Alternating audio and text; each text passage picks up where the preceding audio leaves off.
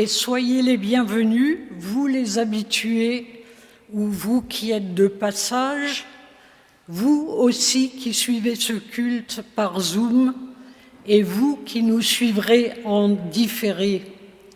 Bienvenue aussi aux Gospel Friends qui vont animer une partie de ce culte. Nous sommes réunis pour un temps à part où nous voulons faire taire les voix de notre monde. Nous célébrons ce culte au nom du Père, source de vie, au nom de Jésus-Christ, l'amour qui nous donne l'espérance, et au nom du Saint-Esprit, force qui nous anime et nous transforme. Et je vous invite tout de suite à vous lever et à chanter le premier cantique.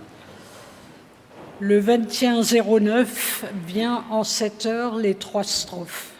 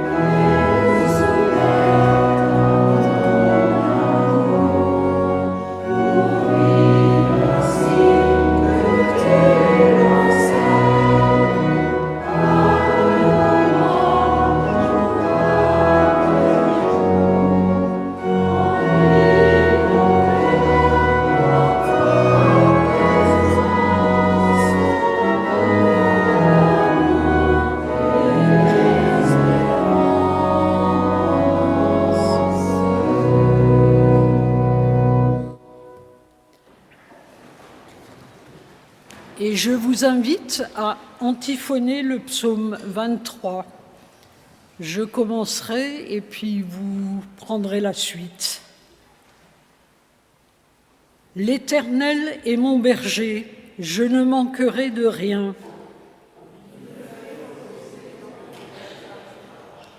Il me dirige près des eaux paisibles. Il me conduit dans les sentiers de la vie juste. Quand je marche dans la vallée de l'ombre de la mort, ta houlette et ton bâton me rassurent. En face de mes adversaires, et ma coupe déborde. Tous les jours de ma vie, je reviendrai et j'habiterai dans la maison de l'Éternel jusqu'à la fin de mes jours. Prions. Seigneur, apprends-moi à me tourner vers toi, même si je ne sais pas encore regarder. Seigneur, tu es ma force, même si je ne sais pas te saisir. Tu es mon salut, même si je ne sais pas croire. Tu es mon pardon, même si je ne sais plus me repentir. Seigneur, tu es amour, même si je ne sais pas aimer. Loué sois-tu. Et je vous invite à chanter le 138, la première strophe.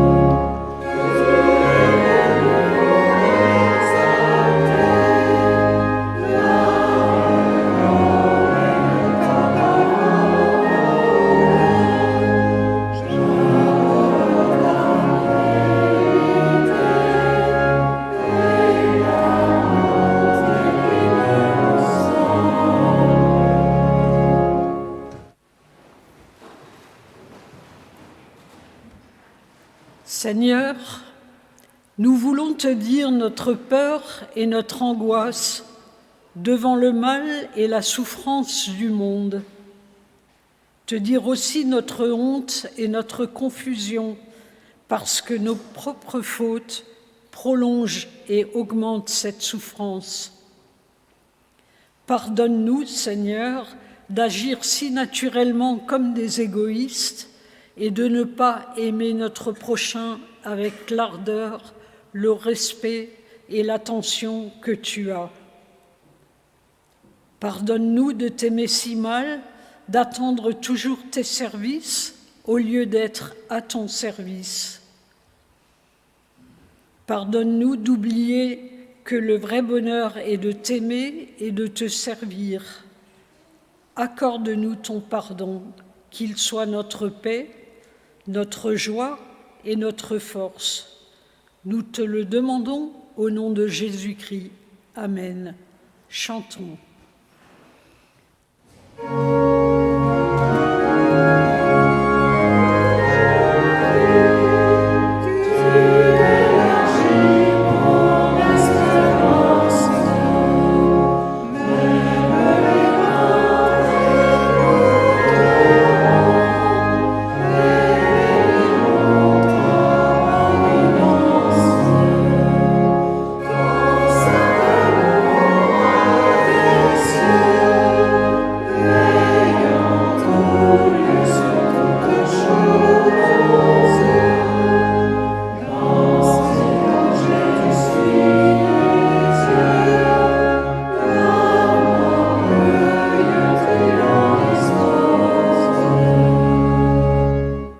Et nous restons debout pour entendre les paroles de grâce.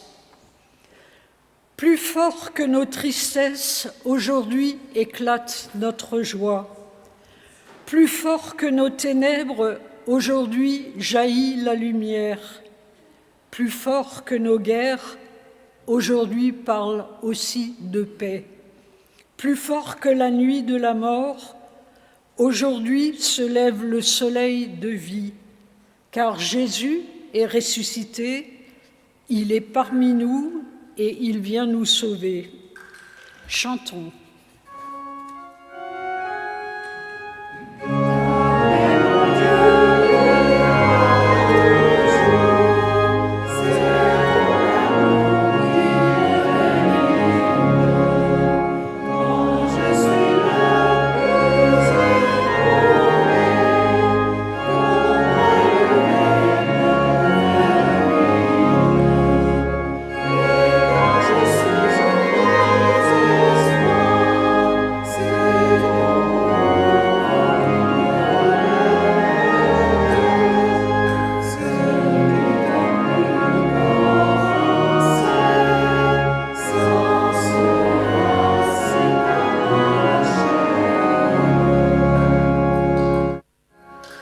Voici le temps des lectures.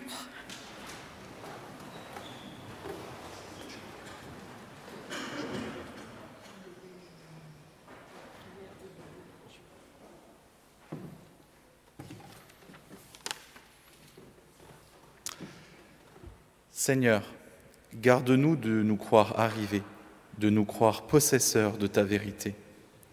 Rends-nous disponibles pour une recherche toujours plus profonde de ton évangile. Que jamais le passé ne nous enferme, mais que ton esprit nous mette en marche et fasse de nous de vrais enfants d'Abraham. Amen.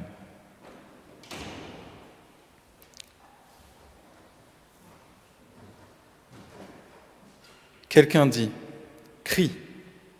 On répond « Que crierai-je » Toute chair est de l'herbe, tout son éclat est comme la fleur des champs. L'herbe se dessèche, la fleur se fane quand le souffle du Seigneur passe dessus. Vraiment, le peuple est de l'herbe. L'herbe se dessèche, la fleur se fane, mais la parole de notre Dieu subsistera toujours. Monte sur une haute montagne, Sion, toi qui portes la bonne nouvelle. Élève ta voix avec force.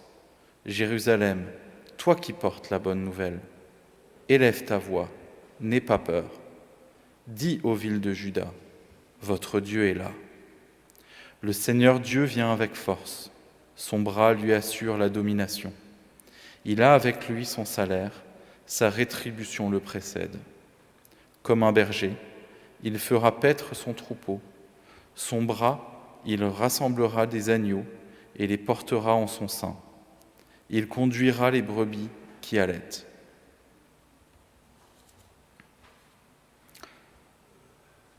Le Fils est l'image du Dieu invisible, le premier-né de toute création, car c'est en lui que tout a été créé dans les cieux et sur la terre, les visibles et les invisibles, trônes, seigneuries, principats, autorités, tout a été créé par lui et pour lui.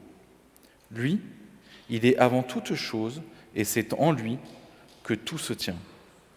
Lui, il est la tête du corps qui est l'Église. Il est le commencement, le premier-né d'entre les morts, afin d'être en tout le premier. Car il a plu à Dieu de faire habiter en lui toute plénitude, et par lui de tout réconcilier avec lui-même, aussi bien ce qui est sur la terre que ce qui est dans les cieux, en faisant la paix par lui, par le sang de sa croix. Quant à vous qui étiez autrefois étrangers et ennemis, dans votre façon de penser et par vos œuvres mauvaises, il vous a maintenant réconciliés par la mort, dans son corps de chair, pour vous faire paraître devant lui saint, sans défaut et sans reproche. On écoute maintenant les Gospel Friends avec Where You Are.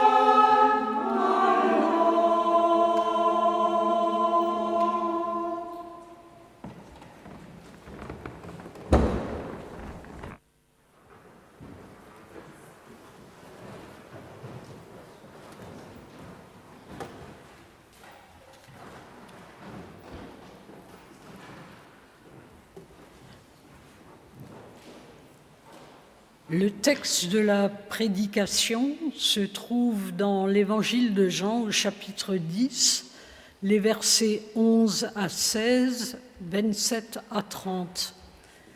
Alors c'est le texte qui est dans la liste de lecture de l'Église réformée de France et je crois que c'était le texte de l'UEPAL la semaine dernière, donc peut-être vous l'avez déjà entendu.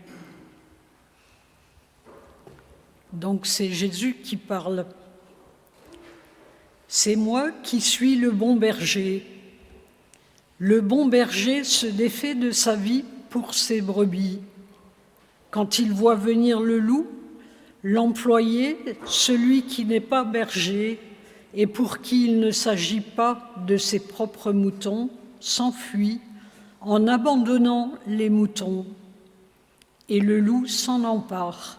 Il les disperse. C'est un employé, il n'a pas le souci des moutons. C'est moi qui suis le bon berger. Je connais mes moutons et mes moutons me connaissent. Comme mon Père me connaît et comme moi je connais le Père, je me défais de ma vie pour mes moutons. J'ai encore d'autres moutons qui ne sont pas dans cet enclos. Ceux-là aussi, il faut que je les amène. Ils entendront ma voix et ils deviendront un seul et même troupeau, un seul berger. Mes moutons entendent ma voix, moi je les connais et ils me suivent. Et moi je leur donne la vie éternelle. Ils ne se perdront jamais et personne ne les arrachera de ma main. Ce que mon Père m'a donné est plus grand que tout et personne ne peut l'arracher de ma main, de la main du Père. Moi et le Père, nous sommes un. Chers frères et sœurs en Christ, quelle richesse dans ce texte! Quand Jésus prononce ces mots, c'est pour répondre aux Juifs qui, dans les versets précédents, lui demandent de dire si oui ou non il est le Messie. Nous ne savons pas si ce sont les autorités qui lui posent cette question ou simplement les gens qui sont là au temple. Nous pouvons juste dire que cette question, pour une fois, n'est pas un piège. Mais elle y pose cette question pour faire, en se rendant compte que Jésus a quelque chose de particulier et ils aimeraient faire taire le suspense pour savoir la vérité. Mais le terme « Messie » pose un problème, car les spéculations à son sujet sont nombreuses. Il y a ceux qui pensent qu'il sera un nouveau Moïse, un prophète comme lui, suscité du peuple. D'autres pensent que le Messie réunira Élie, Élisée et Moïse. D'autres encore qu'il touchera des cas de conscience épineuses ou qu'il sera un libérateur des derniers temps et fera à nouveau pleuvoir la manne. Toutes ces conceptions du Messie nous ramènent à la compréhension qu'ont les uns et les autres de l'histoire du peuple juif, du peuple d'Israël, de sa relation à Dieu, de la compréhension qu'ils ont de la lecture des livres des prophètes. Le lieu où Jésus prononce ces paroles nous ramène aussi au cœur de l'histoire, car nous sommes sur l'esplanade du temple du côté de la porte de Salomon, Salomon qui a construit le premier temple. En plus, notre récit se passe lors de la fête des dédicaces qui commémore le retour au temple, au culte juif, après son interdiction 2 siècles plus tôt par les Grecs, qui voulaient tout simplement supprimer la religion, la foi juive, et pour cela avaient dédié le temple à Zeus et l'avaient ainsi profané. Le terme berger est un contresens, car dans cette lecture, le berger fait référence à deux choses. Premièrement, le berger est celui qu'on n'a pas envie de fréquenter parce qu'il est sale, parce qu'il porte sur lui l'odeur des bêtes et vit en dehors des villes et des villages. On ne sait pas trop où, ni trop comment. À l'opposé, le berger est aussi un thème royal. Le sceptre courbe du pharaon, la houlette du berger, la crosse de l'évêque sont un seul et même emblème du pouvoir. Dans les temps anciens, les porteurs de sceptres, de crosses ou de houlettes se distinguaient aux yeux de leurs contemporains comme étant revêtus de la charge de les conduire. Dans la Bible, le berger ramène toujours à Dieu qui a rassemblé les Hébreux pour les faire sortir d'Égypte. Dieu s'est occupé de son peuple dans le désert comme d'un troupeau.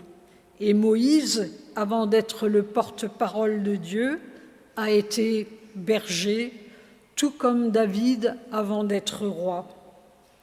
La première fois que le terme berger d'Israël est prononcé, c'est pour désigner Joseph, dans la bénédiction que lui donne Jacob, son père, avant de mourir. Joseph qui, malgré la trahison de ses frères, a sauvé sa famille de la famine, et surtout Joseph qui a su pardonner, et en ce sens-là, il préfigure le Christ. Le berger ne fait pas seulement référence au roi, il est aussi celui qui sécurise, qui sauve. Les interlocuteurs de Jésus connaissent bien le thème de Dieu, berger de son peuple, thème richement développé par les prophètes et par quelques psaumes. Quand Jésus dit « Je suis le bon berger », il se place au cœur de l'histoire des racines du judaïsme et dans l'évangile de Jean, chaque fois que Jésus dit « Je suis », c'est à comprendre dans sa plénitude du « Je suis celui qui est », parole de l'Éternel dite à Moïse au buisson ardent. Et quand Jésus dit « Je suis », la traduction exacte du grec serait « Moi je suis ». Donc je suis le seul. Je suis le seul bon berger et donc tous les autres ne sont que des mercenaires. Mercenaire n'est pas un mot à prendre au sens péjoratif. Jésus fait allusion à la rémunération versée à l'employé qui garde les brebis. Ceci met en valeur la gratuité du service et du don de lui-même que fait le Christ en offrant et en remettant sa vie à ses brebis. Ce qui est gratuit implique un don total, la disponibilité entière jusqu'à la mort, tandis que ce qui est rémunéré implique une réserve, un pour-soi, qui ferait fuir devant le danger. On ne tient qu'à ce qui est gratuit. On comprend alors pourquoi Jésus dit « Je suis le seul bon berger ». Avant moi, il n'y en a pas eu de cette manière, sauf un, celui du psaume 23. Le même qui a fait alliance, le Seigneur donc qui a fait alliance gratuitement avec son peuple dans le désert. Nous avons là la conclusion de ce que disait Jésus à la fin de notre texte du jour, qui a failli l'amener à être lapidé quand il dit « Moi et le Père sommes un ». Et dans notre texte du jour, quand Jésus dit « Mes brebis entendent ma voix », la traduction exacte serait plutôt « Mes brebis, les miennes ». Parole qui, du premier abord, sont très dures car elles excluent. Il y a ces brebis et les autres. Mais cela nous rappelle que nous avons une appartenance et pas n'importe laquelle. Nous sommes enfants de Dieu. Et ce verset, avec le verbe « entendre », il faut aussi le comprendre avec la confession de foi juive, le Shema Israël, « Écoute Israël, l'Éternel Dieu est un ». La racine hébraïque du verbe « écouter » est la même que pour « entendre ». Encore une fois, nous sommes dans l'essence même du judaïsme. Tout dans ce texte nous ramène donc à l'histoire et tout dans ce texte nous interroge sur ce que nous faisons de cette histoire. Est-ce que notre foi en Dieu s'exprime dans le fait de faire mémoire? Certainement. C'est pour ça que nous avons la liturgie qui nous rappelle l'histoire du salut.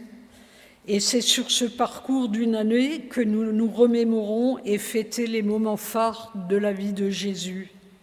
C'est dans ce cadre-là que nous avons fêté Pâques il y a 3 semaines, et quand parfois nous n'en pouvons plus ou quand nous ne savons plus, ces temps liturgiques nous permettent aussi de nous laisser porter par eux. Ces temps sont comme des bateaux qui traversent les flots, dans lesquels tout le monde peut entrer comme il est là où il en est avec lui-même. Mais il y a plus, et une des clés se trouve dans la construction du texte de ce jour, et j'ai vérifié, elle est exactement la même en grec, car si nous y regardons de plus près, nous découvrons que ne sont présents que le berger et ses brebis.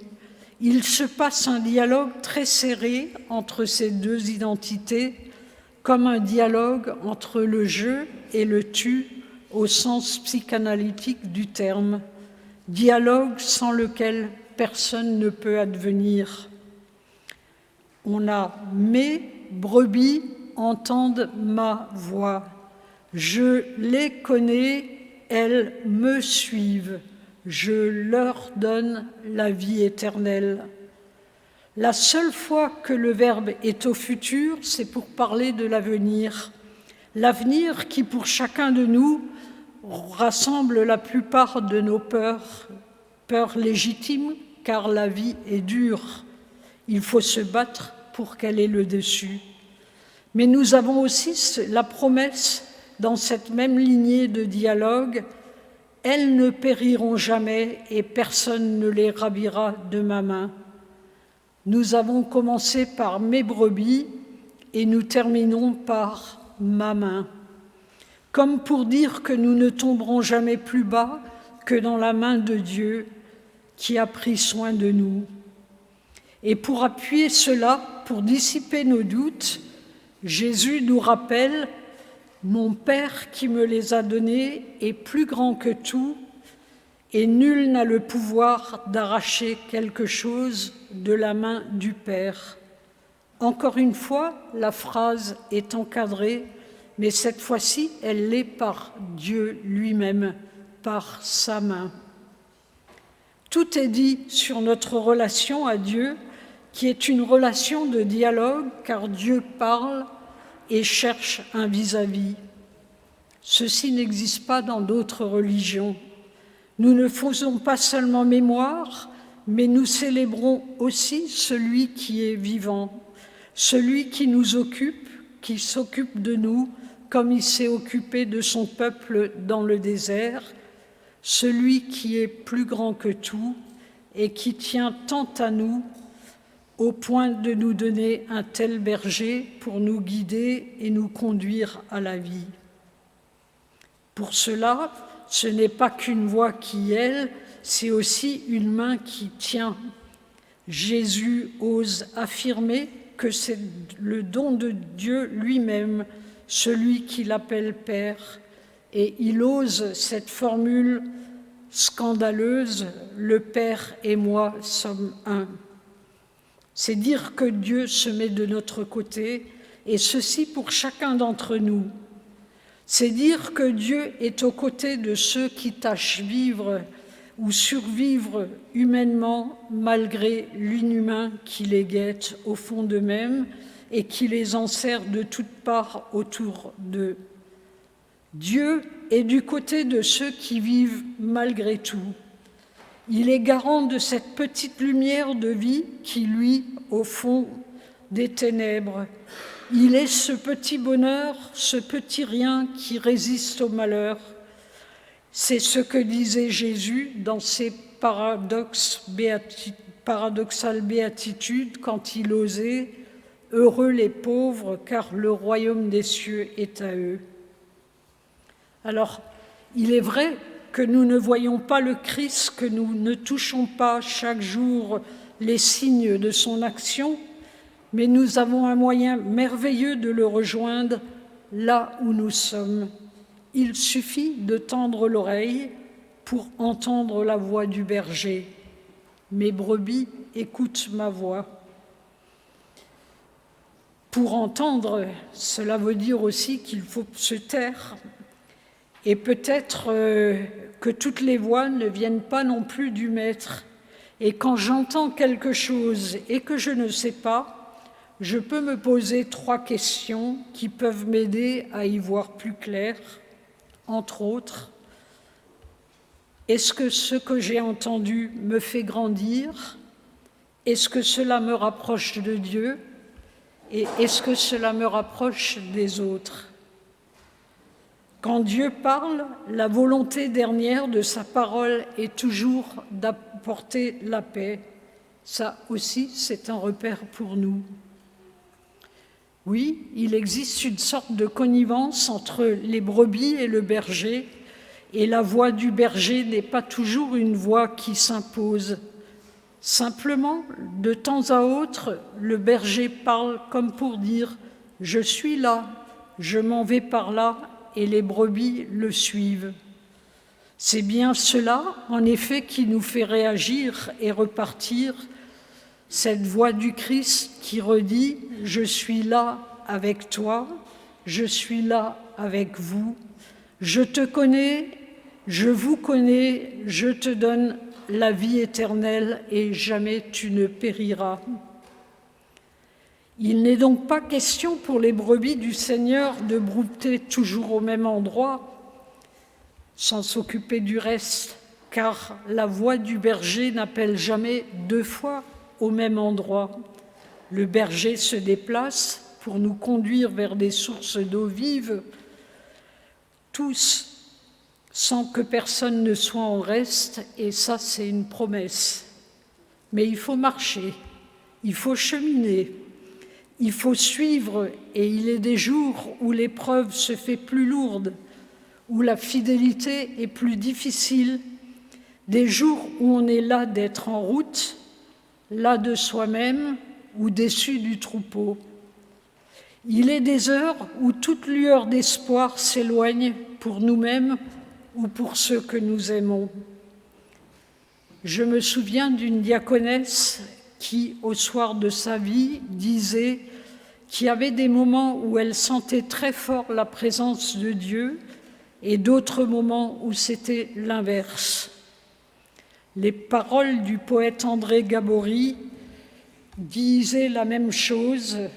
Il me racontait que pour lui, quand il ne voyait plus Dieu, c'est comme s'il était caché derrière un arbre et pour le tirer un peu plus loin, pour lui dire « Viens par là, ne reste pas là où tu es ». Il en a fait une chanson dont les paroles disent ceci, où il interroge Dieu.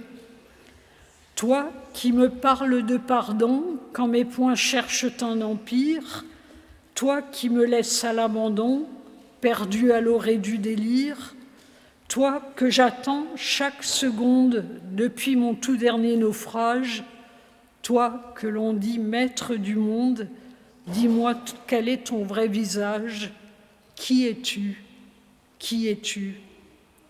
Dieu de présence ou Dieu d'absence, Dieu des rancœurs ou Dieu du cœur, Dieu qui redresse, ou Dieu de tendresse, Dieu des discours, ou Dieu d'amour, ou Dieu d'amour. Oui, notre Dieu est un Dieu d'amour et de tendresse, et comme il est bon de nous le rappeler, car cela aussi est le message de Pâques, car notre Dieu est plus grand que tout, plus grand que la mort, il est au-delà de ce qui nous bloque, et nous sommes et nous restons toujours dans sa main, car c'est la tendresse et l'amour de Dieu qui aura toujours le dernier mot. Puissions-nous le vivre tous les jours de notre vie. Amen.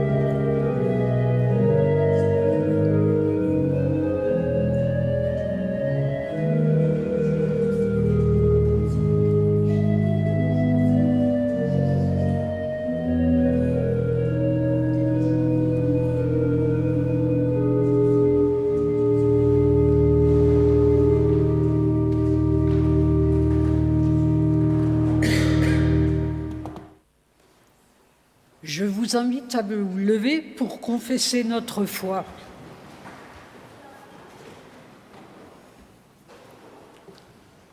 Nous croyons en un Dieu, malgré son silence et son secret. Nous croyons qu'il est vivant.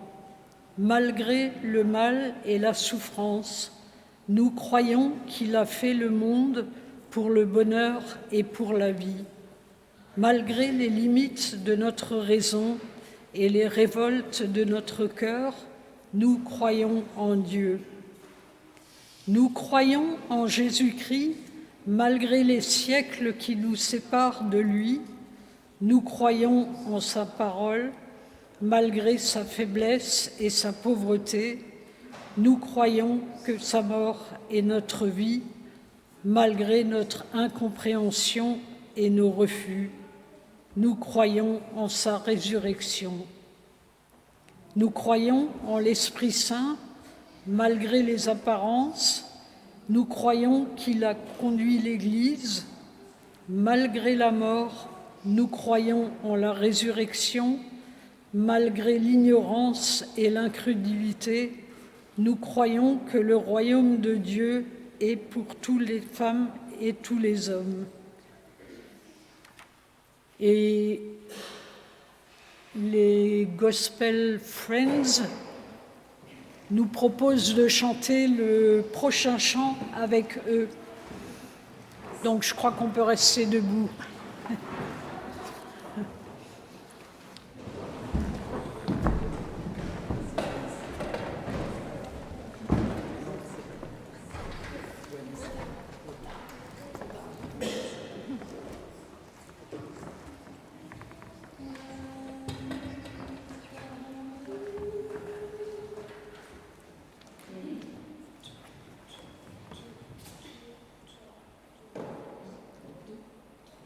When these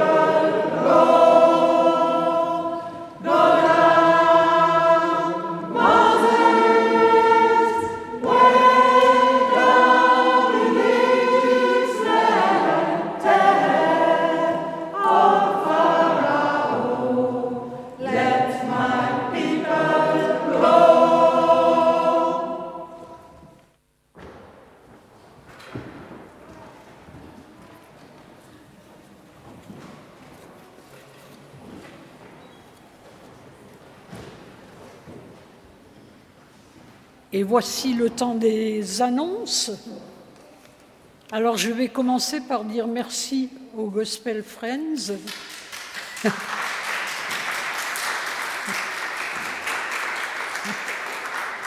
Merci à Jérôme Mondésert pour l'orgue et merci aussi à toute l'équipe technique grâce à laquelle nous pouvons suivre, vous pouvez suivre en Zoom et en différé.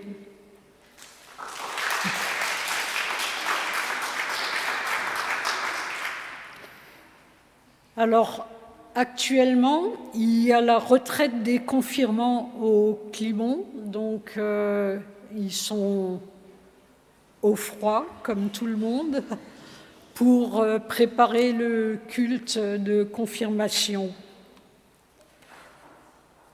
Mardi prochain, le 23, à 18h, donc ici au Bouclier, il y a une soirée débat sur le pacte européen et les enjeux des migrations et sur les migrations et ses enjeux. Et puis dimanche prochain, comme d'habitude, le culte à 10h30. Est-ce qu'il y a autre chose comme annonce ?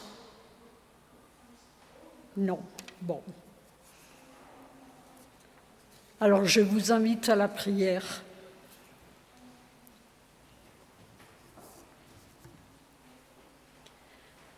Père, merci pour ta parole. Merci pour la vie que tu donnes à chacun de nous. Merci, car tu es toujours au milieu de nous. Tu es le bon berger, le gardien de nos vies. Mais Père, tu vois aussi combien il est parfois difficile de te reconnaître au cœur de nos vies. Fais-nous la grâce de pouvoir être chaque jour les témoins de ton amour. Nous te remettons notre paroisse, la retraite des confirmants, tous ceux qui s'investissent pour faire vivre ce lieu. Nous plaçons devant toi aussi tous ceux qui font partie de nos vies, nos familles, nos amis, nos collègues. Devant toi, les plus fragiles d'entre nous, ceux qui sont malades et les mains qui les soignent, et ceux qui sont en deuil.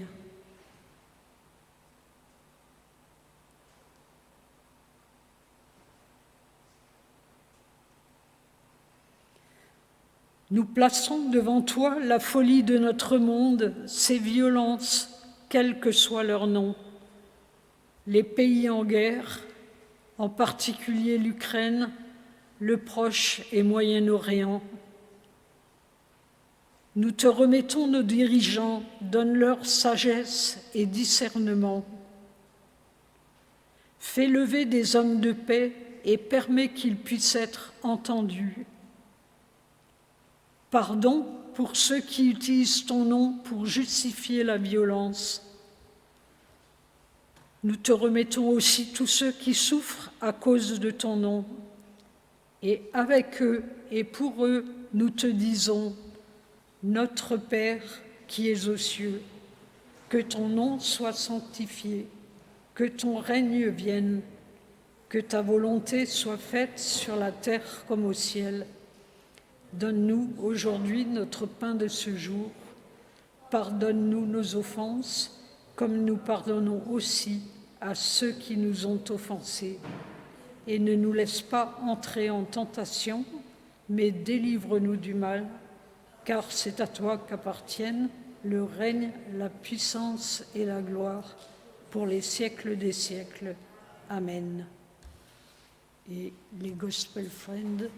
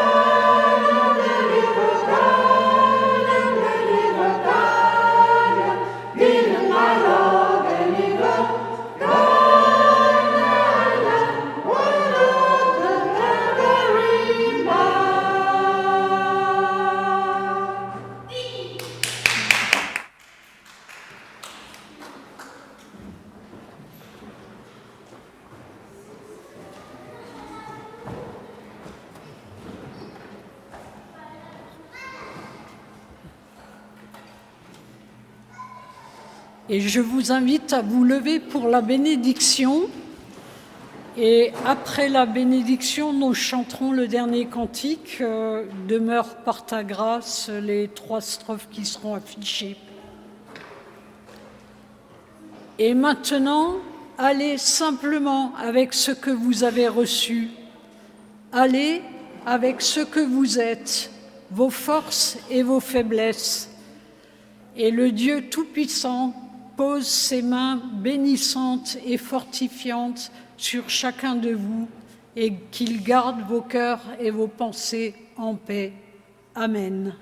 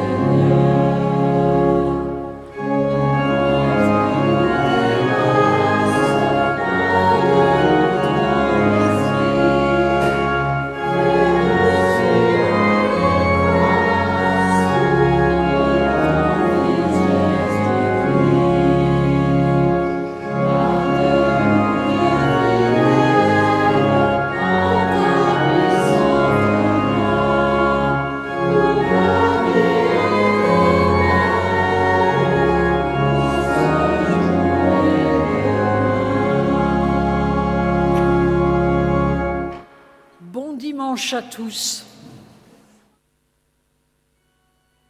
Bon dimanche à tous. Au revoir. À tout à l'heure. Voilà. Anne-Marie Wolf. Super. Merci. Bon dimanche. Ah, bon dimanche.